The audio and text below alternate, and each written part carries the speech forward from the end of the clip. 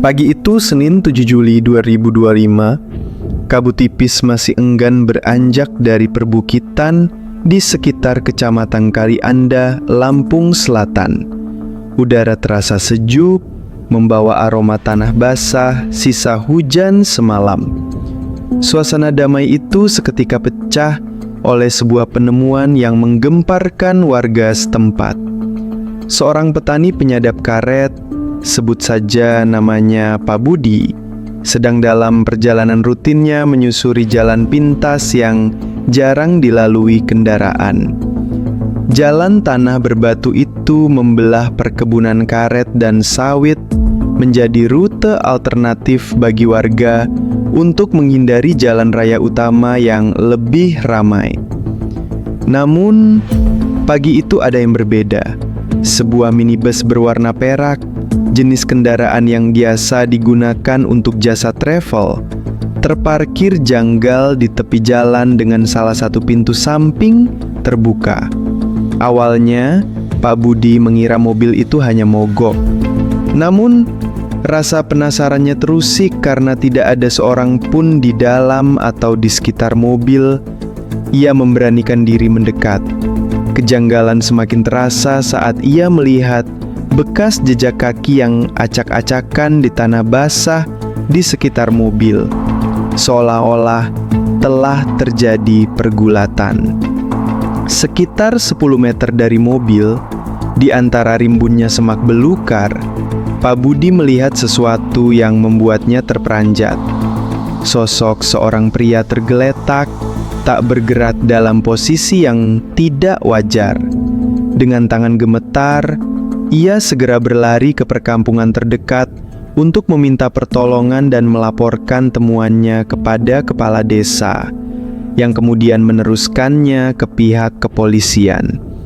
Tim identifikasi dari Polres Lampung Selatan tiba di lokasi tak lama kemudian. Garis polisi segera dibentangkan, membatasi area yang kini resmi menjadi tempat kejadian perkara.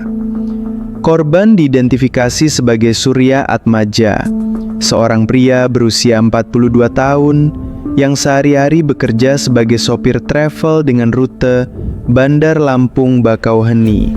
Dari pemeriksaan awal ditemukan beberapa luka lebam di tubuh korban, serta luka fatal di bagian belakang kepala yang diduga akibat pukulan benda tumpul.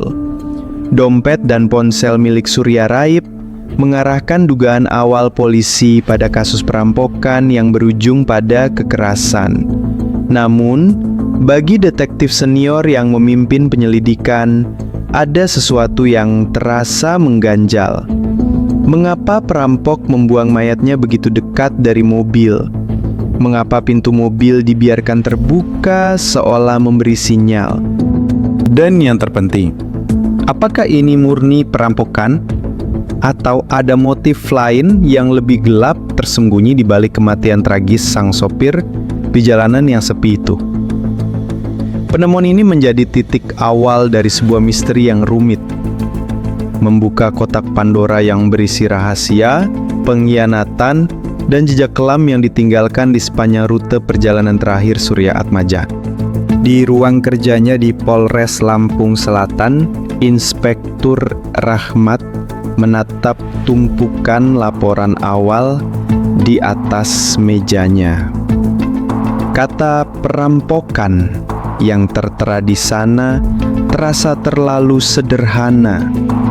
Sebuah kesimpulan dangkal yang tidak memuaskan nalurinya. Ada kejanggalan di TKP yang sunyi itu.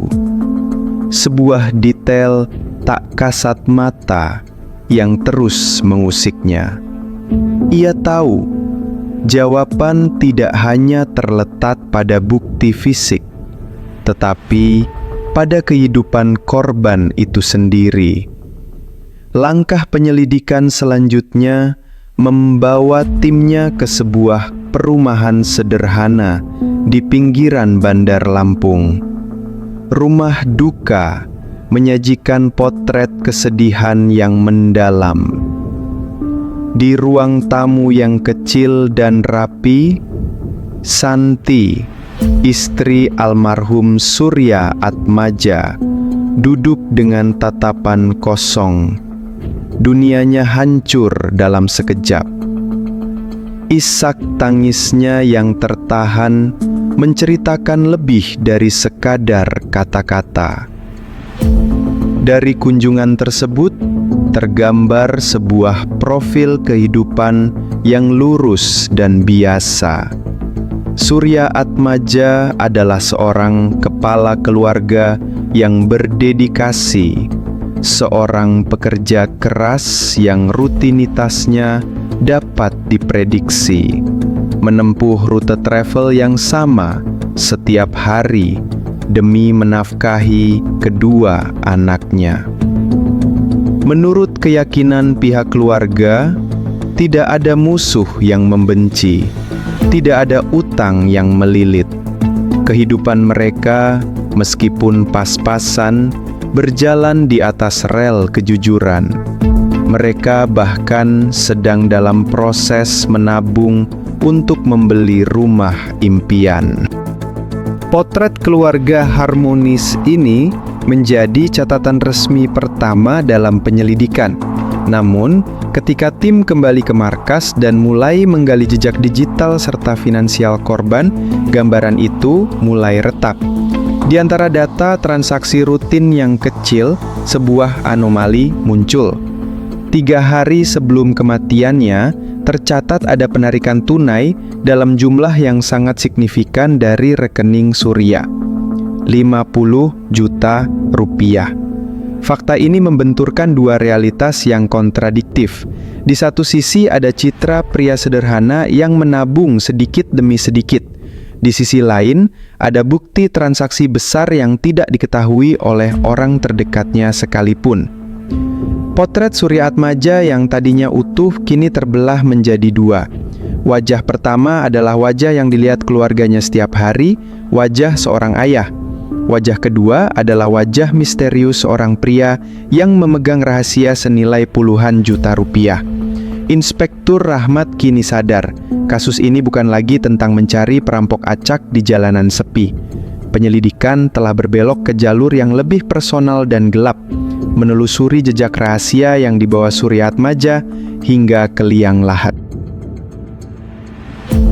Angka 50 juta rupiah itu kini menjadi pusat gravitasi dari seluruh penyelidikan yang dipimpin oleh Inspektur Rahmat. Itu bukan lagi sekadar anomali, melainkan sebuah petunjuk raksasa yang berkedip merah. Tim segera bergerak untuk melacak asal-usul dan aliran dana tersebut.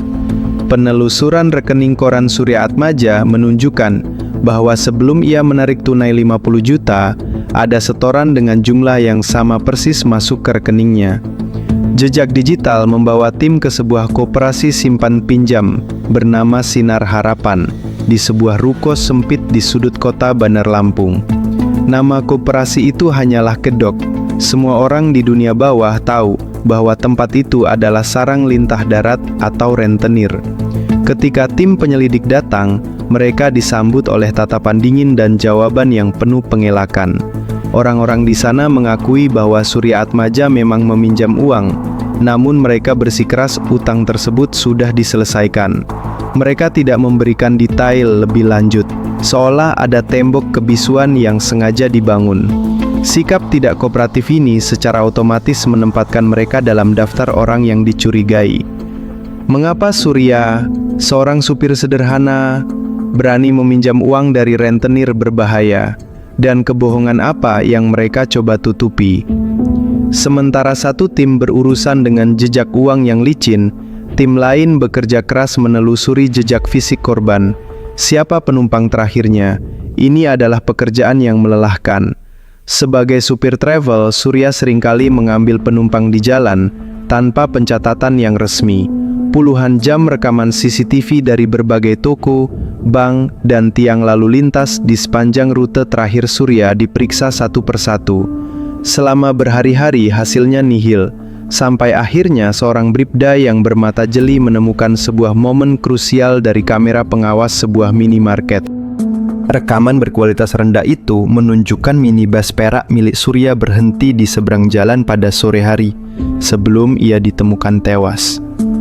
Seorang pria terlihat keluar dari gang kecil dan langsung masuk ke dalam mobil.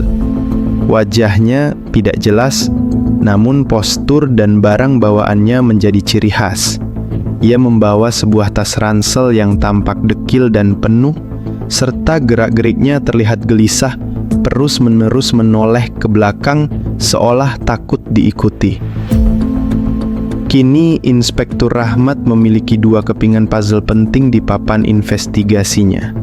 Sekelompok rentenir yang jelas berbohong dan sosok penumpang misterius dengan ransel dekil. Hipotesis baru pun terbentuk.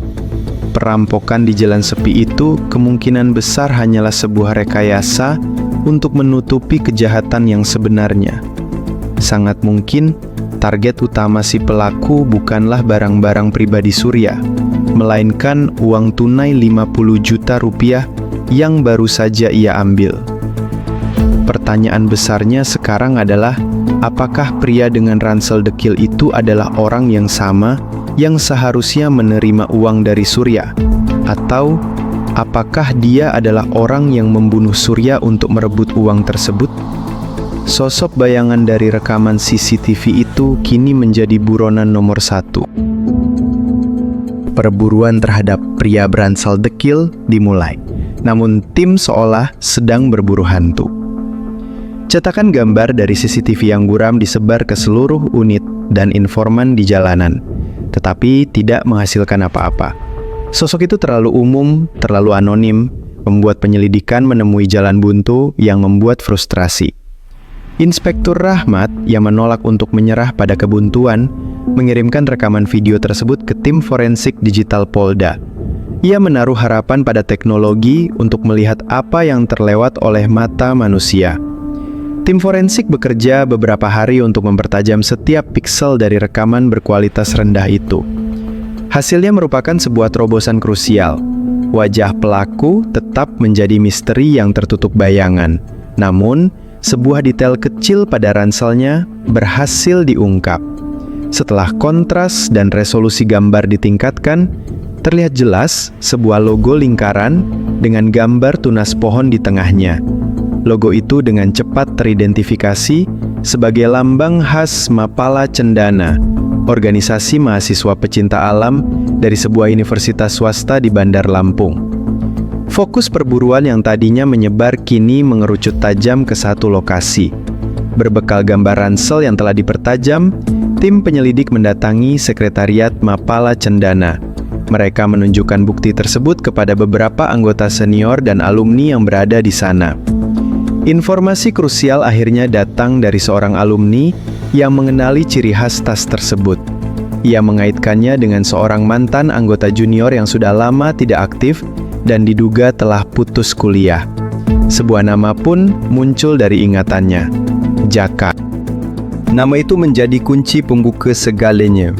Penelusuran cepat pada database kepolisian dan kependudukan langsung memberikan hasil.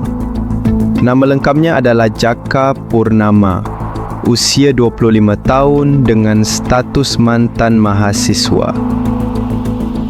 Catatannya menunjukkan riwayat perkelahian.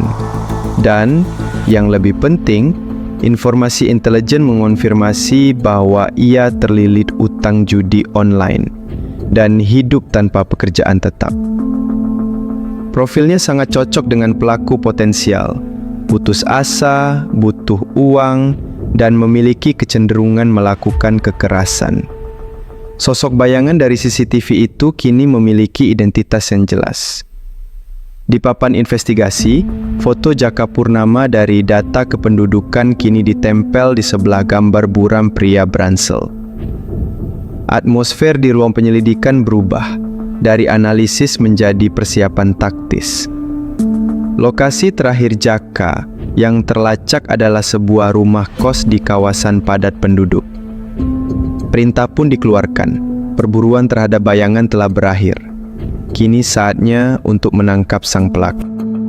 Gelapnya dini hari dipecah oleh gerakan senyap tim buru sergap yang menyusuri gang-gang sempit di sebuah kawasan padat penduduk. Target mereka adalah sebuah rumah kos 2 lantai yang kumuh, tempat terakhir Jaka Purnama diketahui tinggal. Suasana tegang. Setiap anggota tim bergerak dengan presisi yang terlatih, siap untuk segala kemungkinan. Pintu kamar Jaka di lantai 2 didobrak dalam satu gerakan cepat. Kesunyian pecah oleh suara kayu yang patah dan seruan taktis. Tetapi semua itu menggema di sebuah ruangan yang kosong. Jaka Purnama telah pergi. Ruangan itu kecil, pengap, dan berantakan. Pakaian kotor berserakan di lantai. Beberapa bungkus mie instan tergeletak di sudut, dan kasur tipis yang dingin menunjukkan bahwa tempat itu baru saja ditinggalkan dalam ketergesaan. Jaka jelas tahu ia sedang diburu. Tim penyelidik segera melakukan penyisiran menyeluruh, mencari apapun yang mungkin ditinggalkan oleh sang buronan. Di sudut ruangan, teronggok sebuah benda yang mengonfirmasi bahwa mereka berada di jalur yang benar. Tas ransel dekil yang sama persis seperti di rekaman CCTV. Tas itu kosong, isinya telah raib bersama pemiliknya.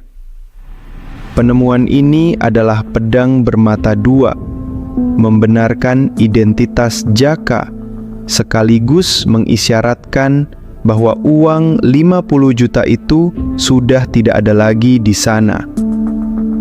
Sebuah temuan yang lebih krusial muncul dari bawah kasur. Seorang petugas menemukan secarik kertas kecil yang diremas. Inspektur Rahmat membukanya dengan hati-hati. Di atas kertas itu hanya tertulis 2 hal: sebaris nomor telepon dan sebuah nama lokasi, Pulau Sebesi. Naluri Inspektur Rahmat langsung bekerja. Ia segera memerintahkan tim untuk melacak nomor telepon tersebut. Hasilnya datang dalam beberapa menit dan menjadi titik balik yang mengejutkan. Nomor telepon itu terdaftar atas nama salah satu pria berwajah sangar yang mereka temui di kantor Koperasi Sinar Harapan. Tepingan puzzle itu kini menyatu dengan sempurna.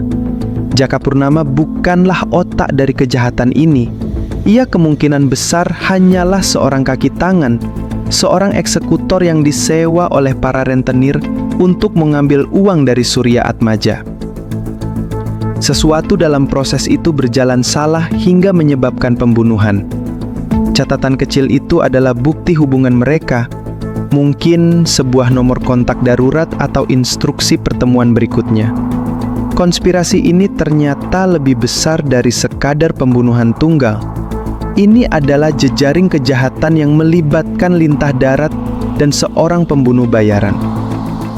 Jaka kini bukan lagi sekadar pembunuh yang melarikan diri, tetapi juga saksi kunci yang bisa membongkar semuanya. Perburuan harus terus berlanjut. Pulau Sebesi, sebuah pulau kecil di Selat Sunda, kini menjadi tujuan berikutnya.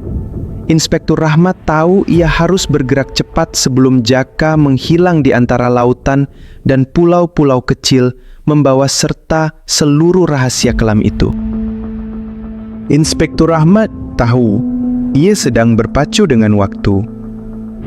Jaka Purnama memiliki keunggulan beberapa jam, dan jika ia berhasil mencapai Pulau Sebesi yang terpencil, ia bisa menghilang selamanya di antara puluhan pulau kecil lainnya di Selat Sunda. Perintah segera dikeluarkan untuk menyisir semua jalur penyeberangan yang mengarah ke sana. Pusat perhatian tim tertuju pada dermaga Canti di Kalianda, pelabuhan rakyat yang menjadi gerbang utama menuju Pulau Sebesi dan pulau-pulau sekitarnya. Suasana di dermaga itu riuh dan padat. Aroma ikan asin dan solar bercampur di udara, diiringi teriakan para calo tiket dan deru mesin perahu.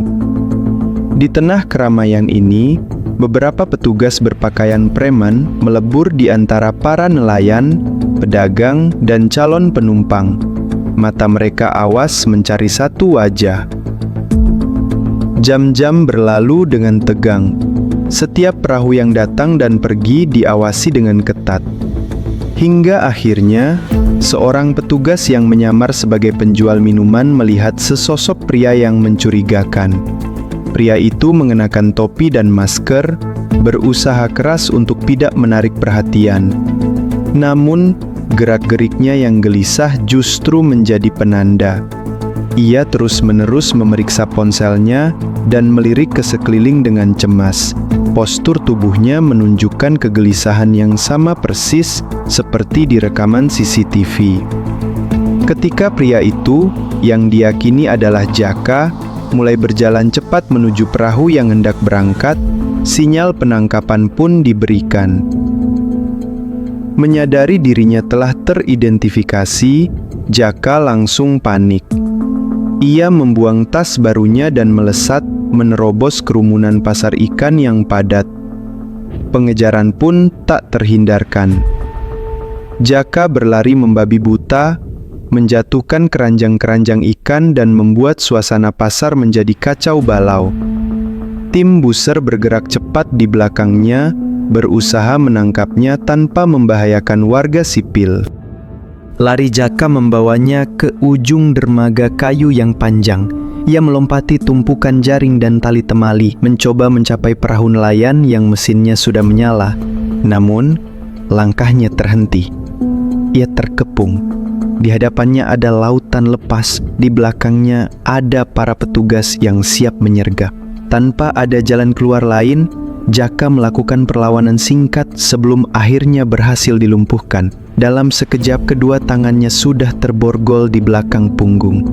Pengejaran yang menegangkan itu berakhir di ujung dermaga. Wajah Jaka yang kini terlihat jelas menunjukkan ekspresi ketakutan dan keputusasaan. Bukan wajah seorang dalang kejahatan. Perburuan fisik telah usai. Sang pembunuh bayaran telah tertangkap. Namun, pekerjaan Inspektur Rahmat masih jauh dari selesai. Kini, pertempuran berikutnya akan terjadi di sebuah ruangan sunyi yang lain. Ruang interogasi. Kunci untuk membongkar seluruh konspirasi kini ada di mulut Jaka Purnama. Di dalam ruang interogasi yang dingin dan berdinding polos, Jaka Purnama duduk dengan kepala tertunduk. Wajahnya yang babak belur setelah perlawanan saat ditangkap, kini menunjukkan kelelahan yang mendalam. Selama beberapa jam pertama, ia membisu, menyangkal semua tuduhan dengan kebohongan yang goyah. Ia berusaha membangun dinding pertahanan, tetapi dinding itu rapuh.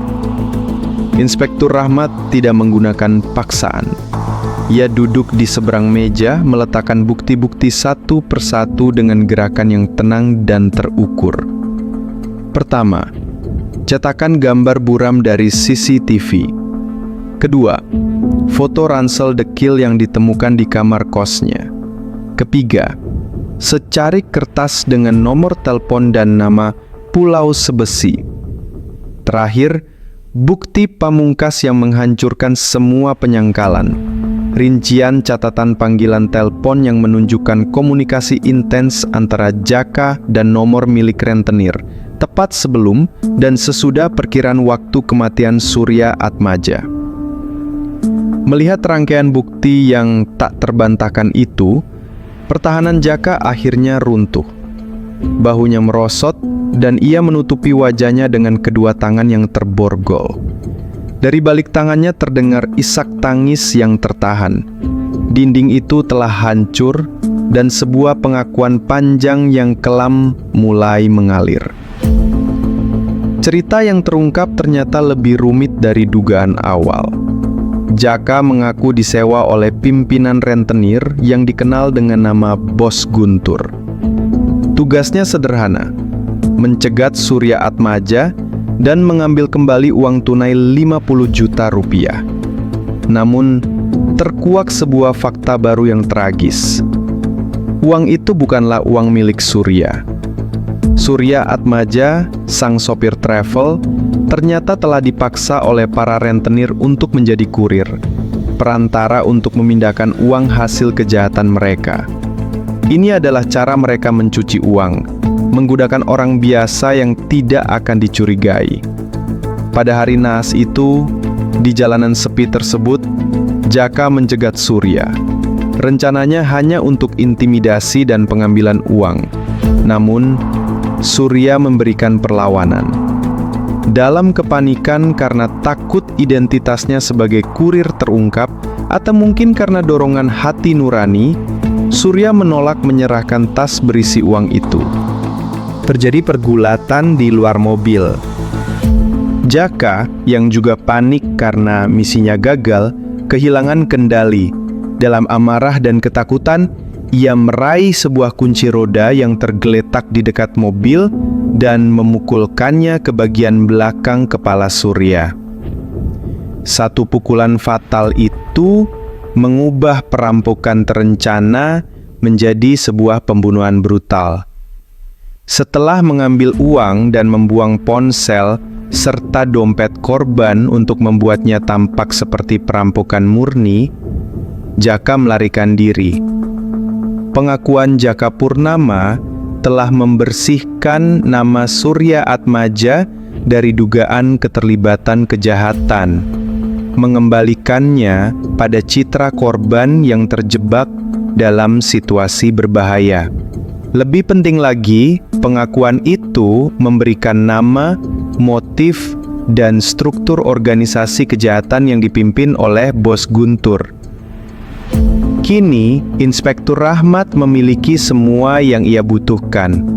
Seorang saksi mahkota dan bukti untuk menjerat sang dalang. Perburuan terhadap kaki tangan telah selesai. Saatnya untuk memotong kepala ularnya. Berbekal berita acara pemeriksaan yang telah ditandatangani oleh Jaka Purnama, Inspektur Rahmat kini memiliki senjata hukum yang ia butuhkan. Surat perintah penangkapan dan penggeledahan untuk pimpinan rentenir, Bos Guntur, beserta seluruh anak buahnya segera diterbitkan. Operasi ini akan menjadi puncak dari seluruh penyelidikan yang melelahkan. Sebuah tim gabungan yang lebih besar disiapkan. Kali ini bukan hanya tim buser, tetapi juga melibatkan unit bersenjata lengkap untuk mengantisipasi perlawanan. Targetnya adalah satu, Ruko Koperasi Sinar Harapan, yang menjadi pusat operasi mereka. Rencana penyerbuan disusun dengan matang untuk menutup semua jalur pelarian.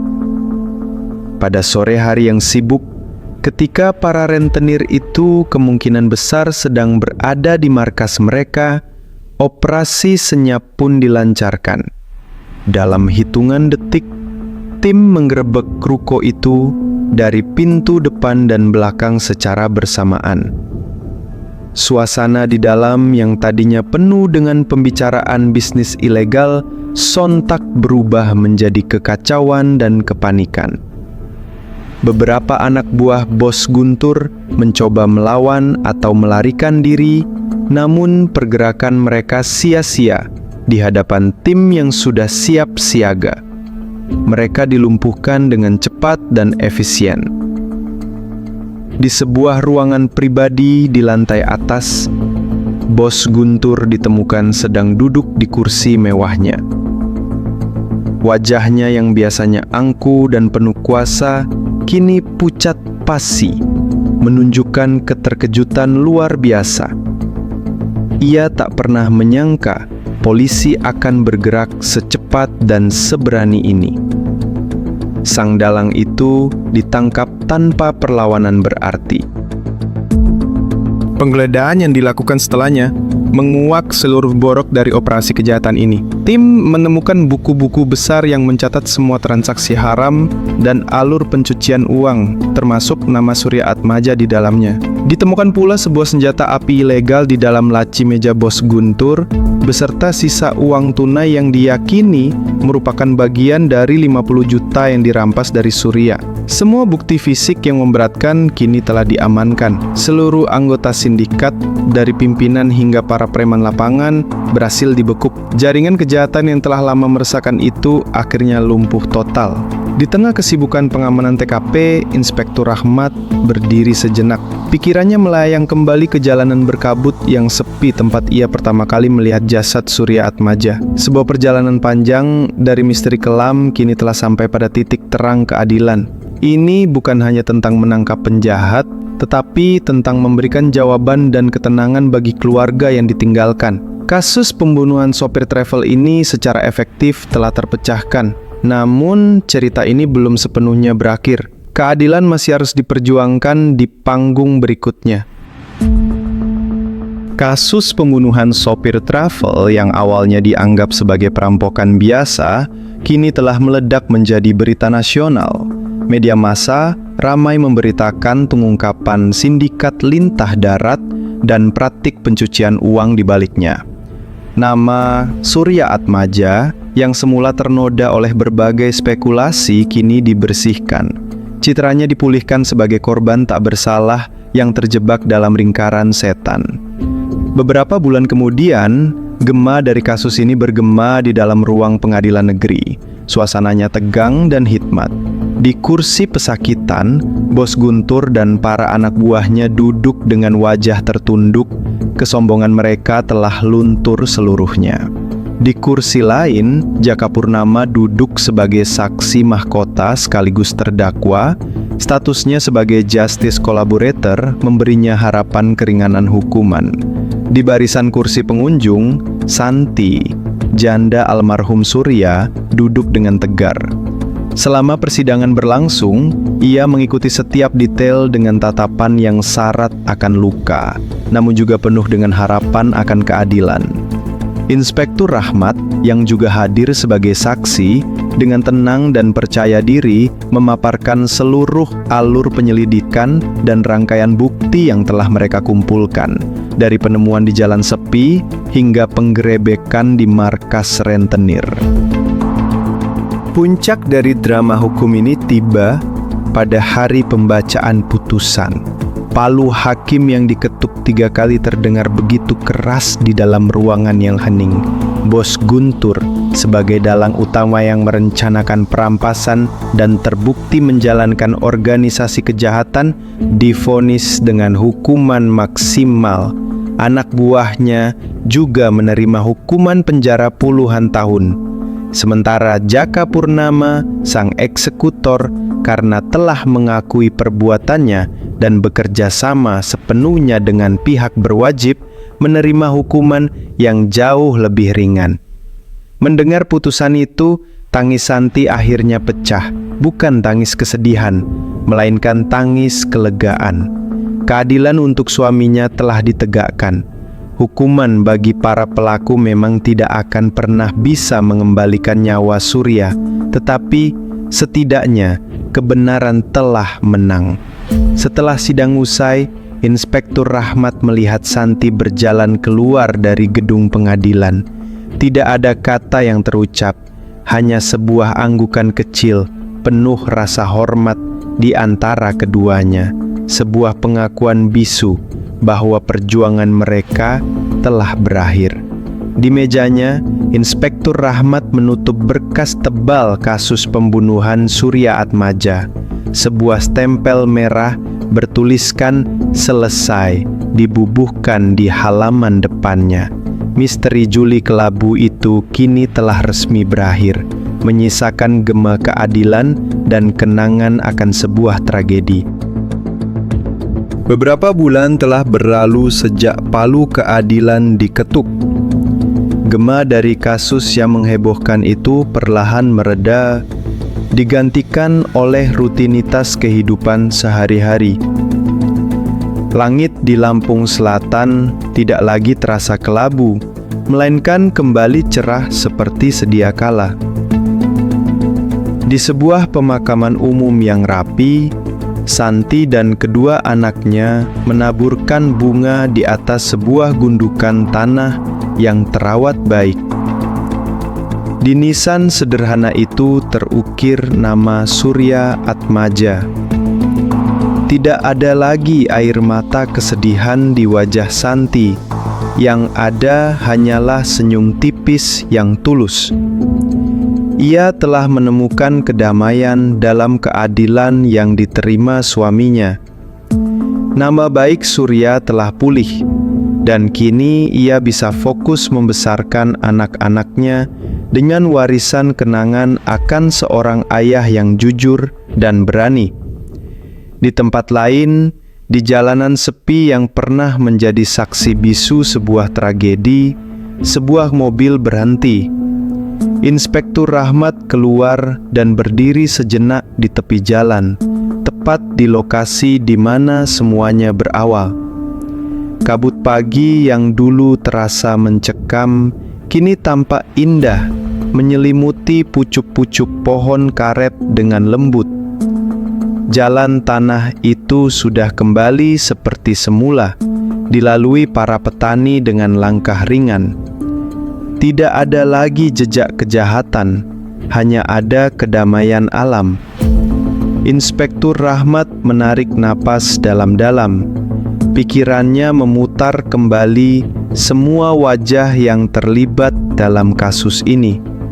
Wajah panik Jaka, wajah angkuh Bos Guntur, dan terutama wajah Surya Atmaja dari foto di dompetnya. Satu nyawa yang hilang telah menarik begitu banyak orang ke dalam sebuah pusaran takdir yang rumit. Kasus ini menjadi pengingat baginya bahwa di balik setiap laporan kejahatan selalu ada kisah manusia yang terluka, keluarga yang hancur, dan perjuangan panjang untuk mencari kebenaran. Ia merasa puas, bukan hanya karena berhasil memecahkan teka-teki dan menjebloskan para penjahat ke penjara, tetapi karena ia tahu pekerjaannya telah memberikan hasil yang nyata. Sebuah keluarga mendapatkan keadilan dan sebuah komunitas bisa kembali merasa aman. Setelah beberapa saat merenung, Inspektur Rahmat kembali masuk ke mobilnya dan melaju pergi, meninggalkan jalanan sepi itu dalam ketenangannya. Kasus Juli Kelabu telah ditutup, lembarannya telah menjadi arsip, misteri telah berakhir.